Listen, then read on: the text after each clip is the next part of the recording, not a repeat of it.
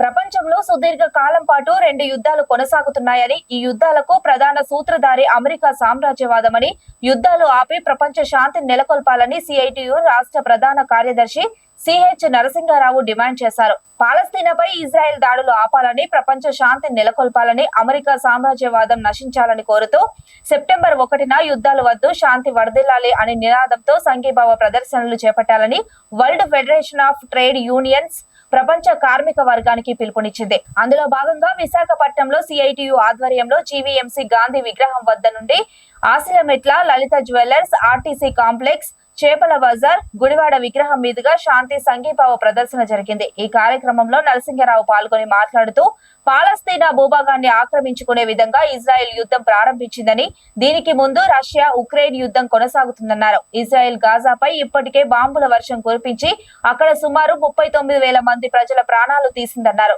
చిన్న పిల్లల పైన, హాస్పిటల్స్ పైన, స్కూల్స్ ను సైతం వదలకుండా బాంబులు వేయడాన్ని తప్పుబట్టారు. ఈ యుద్ధాల వలన మనుషుల ప్రాణాలు కోల్పోవడమే కాకుండా ఆస్తి నష్టం జరుగుతుందన్నారు. ఈ యుద్ధాల వలన ప్రపంచ వ్యాప్తంగా ధరలు పెరిగి ప్రజలపై భారాలు పడుతున్నాయని గుర్తు చేశారు. ప్రపంచ శాంతి నెలకొల్పాలని అనేక దేశాలు కోరుతున్నా అమెరికా తన ఆయుధాలను అమ్ముకోవడం కోసం, తన సామ్రాజ్యవాద పెత్తనం చూపించుకోవడం కోసం ఈ యుద్ధాలను చేయిస్తుంది.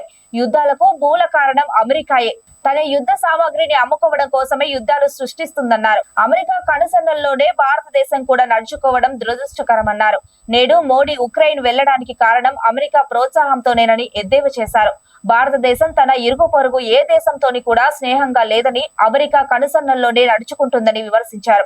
ప్రపంచ దేశాలన్నీ యుద్ధాలను వ్యతిరేకిస్తున్నా అమెరికా పెడచెవిన పెట్టడాన్ని దుయ్యబట్టారు. ప్రపంచ శాంతి వర్ధిల్లితేనే ప్రజాస్వామ్యం, కార్మిక వర్గం వర్ధిల్లుతుంది అన్నారు. ప్రపంచ శాంతి కావాలి, ప్రపంచ శాంతి కావాలి, పాలస్తీనాపై ఇజ్రాయెల్ దాడులు ఆపాలి, పాలస్తీనాపై ఇజ్రాయెల్ దాడులు ఆపాలి, వాదం నశించాలి, అమెరికా సామ్రాజ్యవాదం నశించాలి, అమెరికా ఆయుధ వ్యాపారం నశించాలి. ప్రపంచవ్యాప్తంగా WFTA world federation of trade union పిలుపు మేరకు ఈ రోజు శాంతి సంఘీభావ ర్యాలీ నిర్వహించాలని పిలుపిచ్చింది. మనం చూస్తూ ఉన్నాం, గత అనేక రోజుల నుంచి అమెరికా ప్రోత్సాహంతో పాలస్తీనా మీద ఇజ్రాయెల్ తన దాడులు అనేది ఏకముఖంగా ఎక్కుపెట్టడం జరిగింది. ఈ దాడుల్లో దాదాపు సుమారు 40,000 మంది పైబడి మరణించడం జరిగింది. పాలస్తీనాను టార్గెట్ చేసుకొని గాజాని ఏ ఒక్క అనుభాగాన్ని కూడా, ఒక్క అణువు కూడా వదలకుండా మొత్తం హాస్పిటల్స్ మీద, స్కూల్స్ మీద ఇటు టార్గెట్ చేసి చిన్న పిల్లల్ని, మహిళల్ని విపరీతంగా చంపడం అనేది జరిగింది. దాదాపు లక్షల మంది ఈ రోజున క్షతగాత్రులు అయ్యి హాస్పిటల్లో వైద్యం పొందుతూ ఉన్నారు.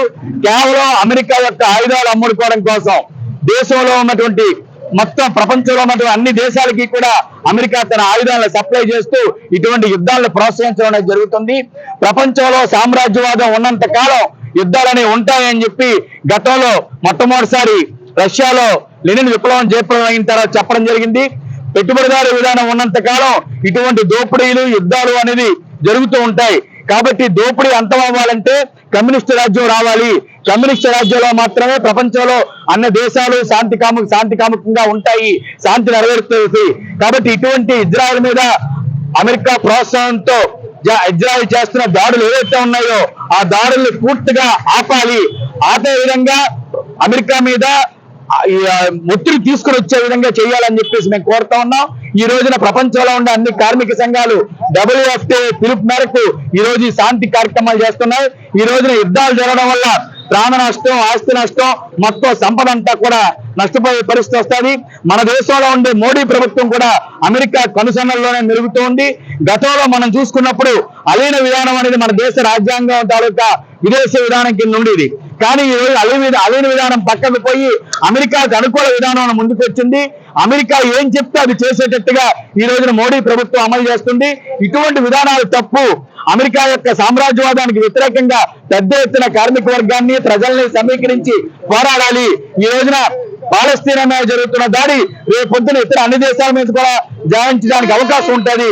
ఇప్పటికే అమెరికా భారతదేశం మీద తన ఆంక్షలు పెట్టి సోషలిస్ట్ దేశాల మీద, భారతదేశం మీద, ఇతర తృతీయ ప్రపంచ దేశాల మీద కూడా తన ఆధిపత్యాన్ని కొనసాగించాలనుకుంటుంది. కాబట్టి ఎట్టి పరిస్థితుల్లోనూ ఇటువంటి యుద్ధాలను కానీ, ఇటువంటి దాడులను కానీ పూర్తిగా వ్యతిరేకించాలి.